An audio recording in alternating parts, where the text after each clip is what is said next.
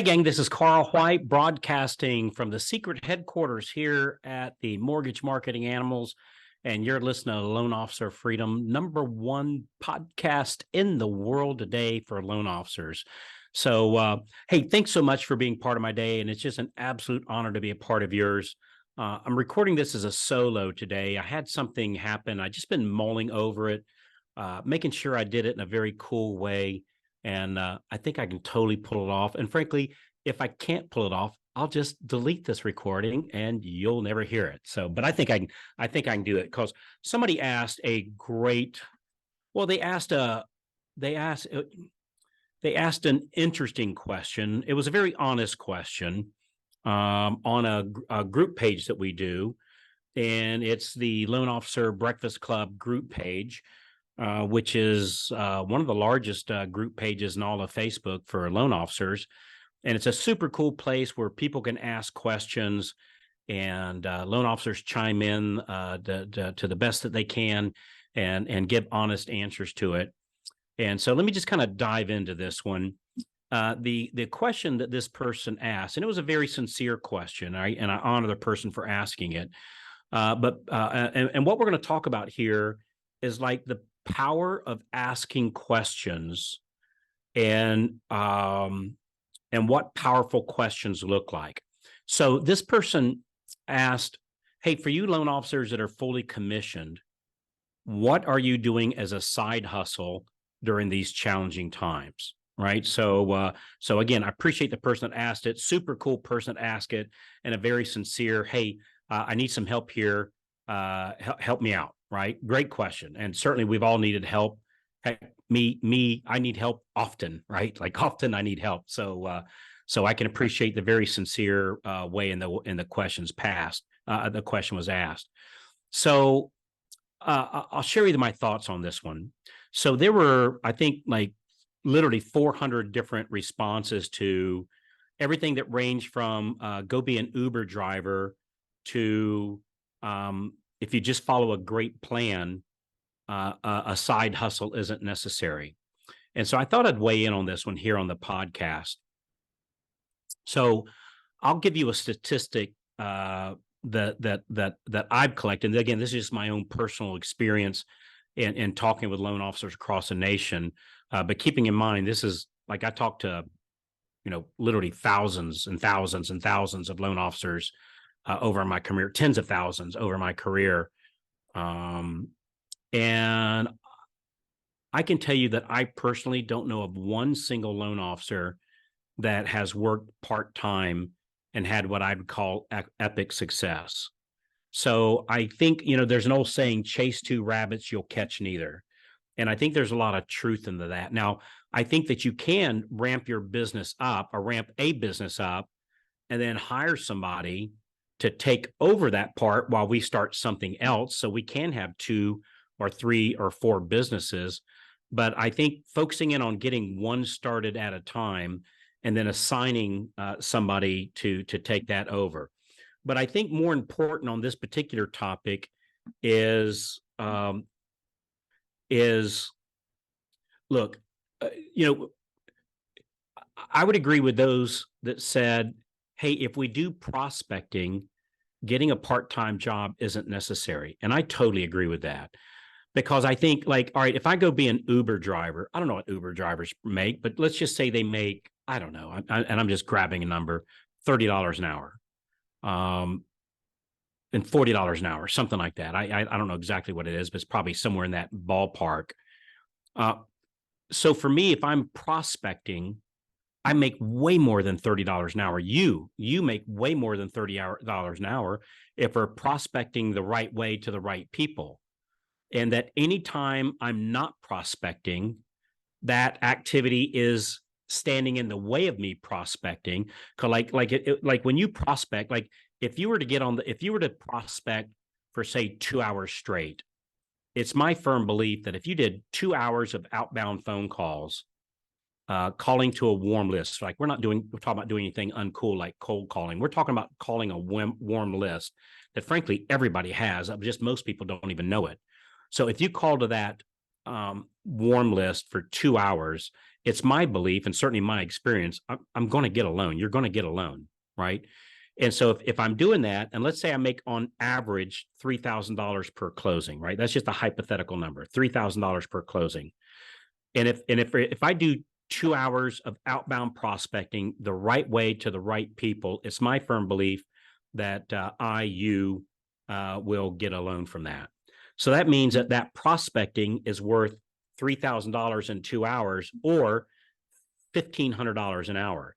Now, if you make $1,000 per closing, that's okay. That's still $500 an hour. If you make $6,000 per closing, well, that's even better. You're making $3,000 per hour. Well, I think we can all agree that $1,500 an hour is a better number than $30 an hour, right? I think we can all agree upon that.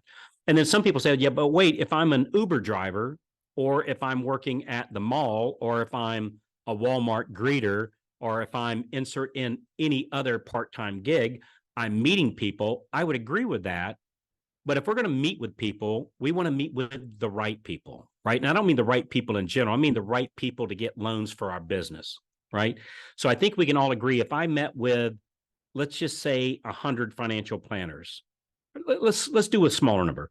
If I meet with 20 financial planners, or if I meet with 20 real estate agents that focus on, that has at least 8 or more buyer sides in the last 12 months, or if I'm meeting with 20 title companies that can introduce me to very active, successful, and nice real estate agents, and they can introduce me. So again, there's 0 cold calls in here. Can we agree that if I meet with 20 financial planners or 20 real estate agents that are actually producing deals, or 20 title companies where they can introduce me to these agents that are doing deals, can we all agree that the likelihood of getting a deal is infinitely higher than if I pick up 20 people in an Uber car, right? Because keep in mind, the average person moves or gets a loan about every 5 to 7 years. And so if I put 20 people in my car, on average, I'm going to have 0 of those people that's actively looking for a loan. Now, some of them could, and I'm not going to take away from that, but the likelihood of it happening is not near as high as I'm meeting with 20, what I'm going to call qualified, or 20 real estate agents that are actively every single weekend looking for buyers of their listings. I'm going to have an infinitely higher success rate. So it's not that being an Uber driver is a bad thing. It's just not near as good as meeting with real estate agents or divorce attorneys or financial planners. That, I'm not going to say printing $1 bills is bad. I'm just saying printing $100 bills is better, like even better. And so I think we want to, make sure that we're focusing in on high producing activities. And so I think the question here, so another question that might be asked, instead of saying, hey, what part-time job paying $20 an hour can I do? Another question would be, how can I close 5 more loans this month, right, without working evenings or weekends? Now that's a great question. So that's another question. So here in the next 30 days, how can I ramp up to close another 5 loans a month? And you might think, well, gee, Carl, there's no way to do that. I just met somebody at our boot camp. As I'm recording this, I just met somebody at our boot camp last week that's been following what we call our daily success plan. And this lady was 90 days in, brand new loan officer, right? Brand new loan officer, went from 0 loans to she's got 6 loans closing this month in the first 90 days. So 90 days ago, never closed a loan. And here it is 90 days later, and she's got 6 loans set to close in October by just following a simple plan, right? And by the way, part of that plan wasn't driving for Uber or being a Walmart greeter. Nothing wrong with driving for Uber. Nothing wrong with being a Walmart greeter. It's just very unlikely that we're going to close 5 more loans while doing that. And for some people, they say, well, yeah, but I might close another 1 or 2, and that's enough for me. I just want to give you the message, you're worthy of more than that. Right? You're worthy of more than that. And while you might go, well, that'd be enough money for me. Well, how about let's make some even more money and help more people, right? Let's go help some people. I know this sounds kind of foo-foo or or woo woo or however you want to say it. But hey, we got a lot of people in the world that could use some help right now. And when we make more money, it's not all about, wearing a Rolex or driving a Bentley, right? I mean, those things are fine and they're fun, right? They are fun. But there's other causes. So if getting a Rolex or getting a Bentley or buying yourself a bigger house or going on vacation isn't enough to motivate you, which is totally cool, right? I think that frankly says something about you, that, hey, I want more out of life than just, another diamond ring on my hand, so to speak. Well, let's go help some people. And I have found that when we make a bunch of money, we can go help a bunch of people. Number one, we help our family and we can help other people's families, right? I mean, I think that's a really cool thing to do. And so instead of saying, what's my side hustle, ask somebody that's actually closing more loans, how did you do that? And then just simply do that activity, whatever that activity is. So I'll give you a fact that I've got a mastermind group we call the Freedom Club, and it's for top producing loan officers. Get this, from May until the end of September, right? Because as I'm recording this, it's the beginning of October. So from May to the end of September, our average Freedom Club member, the average loan officer went up there, increased their business by 22.9%. They had 22.9% more closings. At the same time, most loan officers are going down, and many of them getting out of the business. And I think it's because they're not focused on the right activity. It's not their fault, right? Nobody's showed them, nobody's told them what the right activity is. So this dude that asked this question, it's a great question, right? But he only asked that question because nobody's introduced what might be a better question of how do I increase my business by 22.9%? At the same time that most loan officers are decreasing? How do I close another 3 loans a month while most loan officers are decreasing, right? Those are great loans. And how do I do it here in the next 90 days, right? So put a time frame on it. And so I find the secret in my own success is asking high-level questions, right? Asking high-level questions and asking where I can do a part-time job in the meantime is not what I would call a high-level question. And trust me, I haven't always asked high-level questions. And frankly, sometimes I still don't, because asking high-level questions is a very high-level skill that is learned over time, right? So I'm not making fun of this person. It was the best question they do to ask, but only because somebody hasn't taught them how to ask high-level questions. Just like I didn't know how to ask high-level questions either until somebody showed me how. And I'm still learning, right? I still find myself asking low-level questions sometimes, and I catch myself and I redirect. Carl, what's a better question?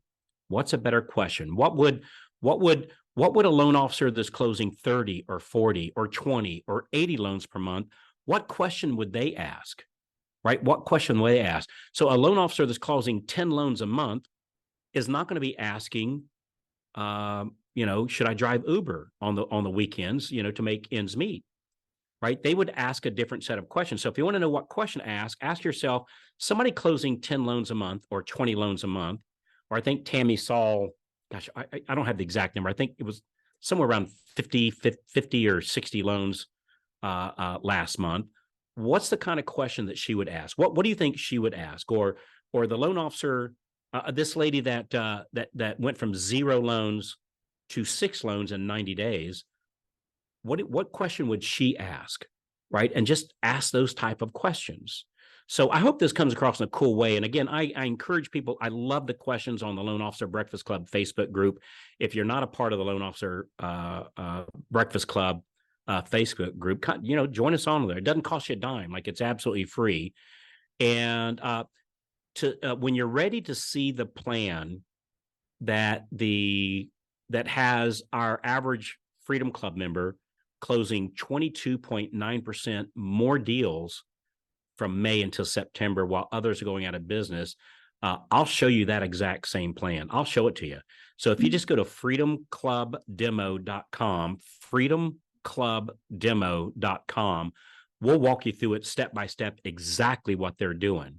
And before you say no to something, my God, at least look to see what you're saying no to. If you say, hey, I don't want to do that activity, Well, gosh, what if the activity was actually a lot easier, a lot simpler, and a lot easier to duplicate?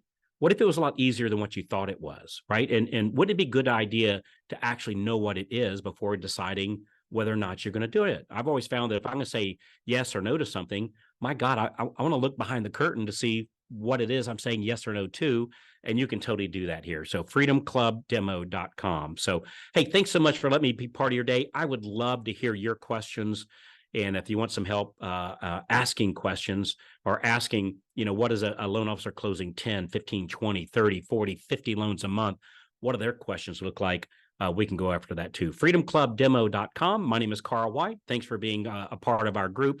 Thanks for letting me be part of your day here on the podcast. And thank you for forwarding this episode to 3 of your loan officer friends. Ask good questions, ask the right people. You'll get good answers. And it's my belief that you'll get good results. So thanks again, freedomclubdemo.com. And we'll talk to you when you call in. See you on the next episode. Talk to you when you call in. Bye-bye.